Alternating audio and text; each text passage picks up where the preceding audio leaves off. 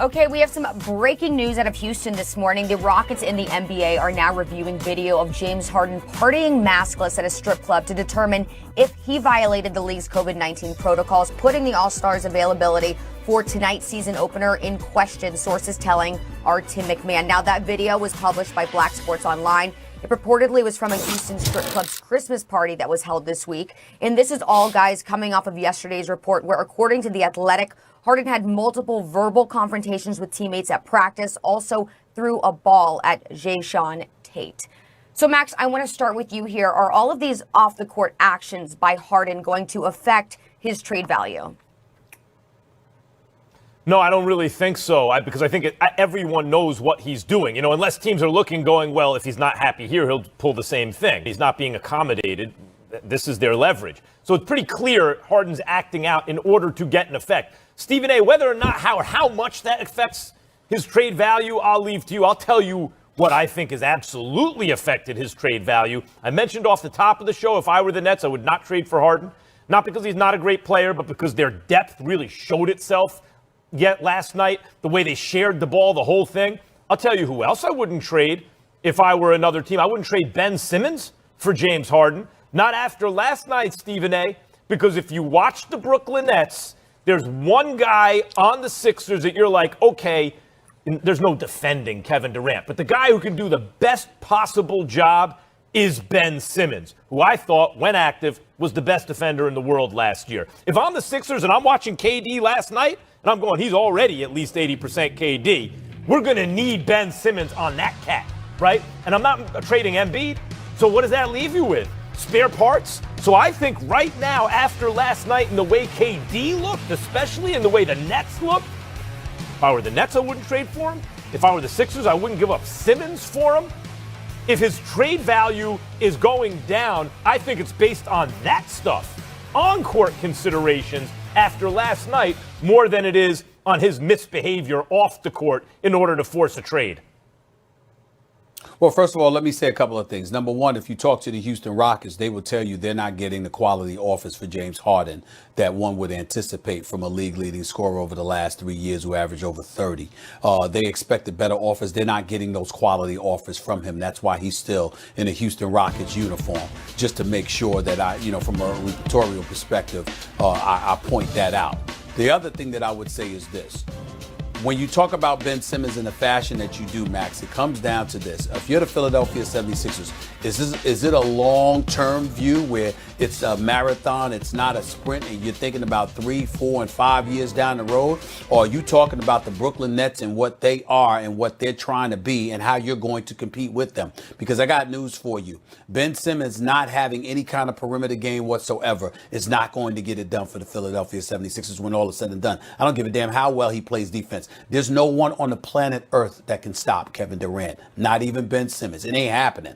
Kevin Durant is flowing and he's healthy. You're not stopping him. He's still giving you 27 to 30 a night. You can book that. And so because of it, the way to offset it is to have such prolific firepower offensively that you pressurize an opposing offense by highlighting for them the inability or just being cautious enough not to make mistakes because you will pay a price. It's not that James Harden's going to give you the defense that Ben Simmons is going to give you. It's that his offense is so prolific, it puts more pressure on an opposing offense to be productive because you know this brother is coming. Now, to get to the point about off-court issues impacting Harden's trade value, we completely agree on that. We're totally on the same page. It has no effect, and here's why.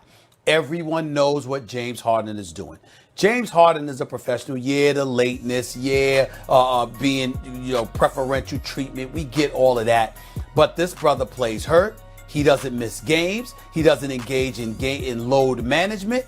He shows up and balls every single night. In that regard, he is a high-level professional.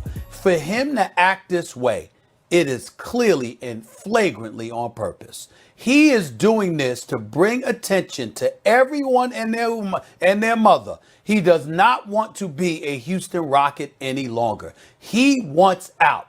And I don't want to call him the modern day T.O. or whatever, when T.O. was trying to get out of his contract in Philadelphia, because that's what those push-ups were about in his driveway when Andy Reid sent him home and all of that other stuff. T.O. wanted a new contract. He wanted out of Philadelphia because Philadelphia made it clear they were not going to give it to him. And as a result, he was advised by Drew Rosenhaus essentially to act up to some degree to force his way out of Philadelphia.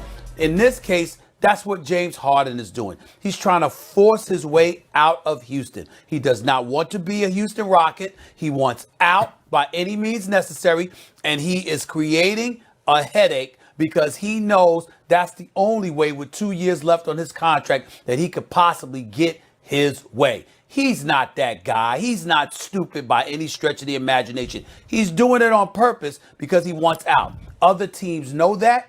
And if he fills their needs without them having to mortgage the farm to get him, they're not going to hold this against him one bit because they know what he's doing. This is why I kept saying the Sixers thinking, the Rockets thinking we're not getting good offers for Harden, not equal value. Let's wait until we get better offers. The longer they wait, the worse it's going to be, not the better. You know, I talked about this because they know he's a distressed asset. And by the way, an unhappy superstar, well, you have him under contract for 2 years. What is he going to do? You don't want it. The NBA, the fact of the matter is the players have very little leverage against the owners in negotiations. You know, they're negotiating against billionaires with a de facto monopoly in their sport. But the owners have very little leverage with players. If a superstar player wants out, there's not a lot the owner can do. There's not a lot the team can do. Because, he's got to earn his money. There are ways he can earn his money and still not really give you his all and become a disruptive force and make it untenable to keep him. So they got to move him. They will move him. Mark my words, they will move him. And the longer they wait, the worse it'll get. And Stephen A., part of his strategy when you misbehave to try to force yourself out is his trade value goes down. And it's not that the Rockets are going to think, well, now we can't get a good enough deal for him, so we're not going to deal him. Wrong. What's going to happen is they're just going to eventually take the best deal, which is going to be much worse than it would have been had they dealt him sooner. In other words, he knows the more his trade value goes down, the easier it is for other teams to get him because they don't have to give up as much. Well, let me say this to you, Max. Max, how First soon of all, do you we see this trade respectfully happening? disagree. Hold on, Charlie. Hold on, Charlie. We respectfully disagree in this sense. When you talk about him in terms of his behavior, what have you, understand something. It's not about his trade value going down. His trade value is not going to go down. They already are not getting those quality offers that they wanted for him because they're asking for the farm because he is James Harden and he's so prolific. I'm going to give you a strategy that I would think would be in the best interest of James Harden. You know what? Just sit out. Sit out and sacrifice some pay if you have to get the hell out, because then that it's not frowned upon as much as if you were being a distraction. He might have to reach a point where, in a sense, he's almost doing this because, again, he was in that bubble. He knows the protocols. He knows the rules. Max, he knows that ultimately a video is going to come out that's going to hinder his ability to show up and play because they're going to say you don't need to be around other teams. You could have been exposed, et cetera, et cetera. The bottom line is he didn't care enough. So in the end, he might be better off just saying, I want out. There's no reason for me to be back here. See what trades you can work out rather than being around the team and causing a disruption. And if he's not willing to do that, Tillman Fertitta and Raphael Stone, the new GM, may need to say, yo, man, go home.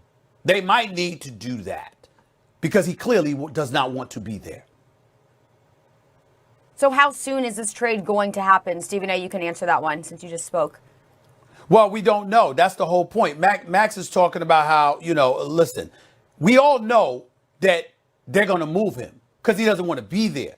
It's just a matter of when. And when is determined by the quality of offer they get or their willingness. Usually come around the trading deadline or what have you. That's when stuff like that transpires. James Harden is clearly not in the mood to wait.